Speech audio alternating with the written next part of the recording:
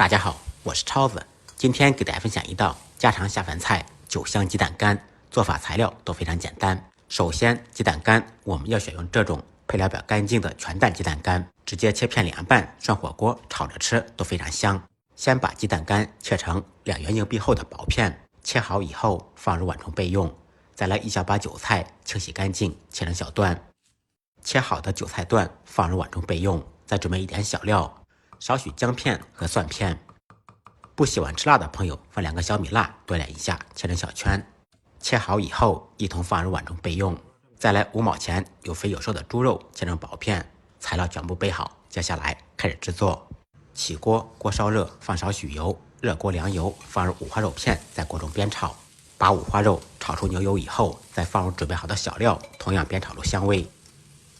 小料炒香，沿着锅边烹入少许料酒，去香增腥，再烹入一点酱油，提色提味。然后放入准备好的鸡蛋干，开大火快速翻拌均匀。鸡蛋干要想烧出来更加入味好吃，需要加入半小勺清水或者高汤，这样炒出来既入味又不会那么干。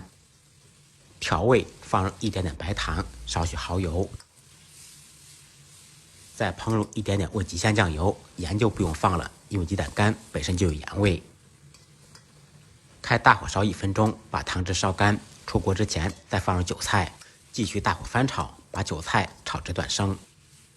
最后烹入一点锅边醋，翻拌均匀，起锅装盘。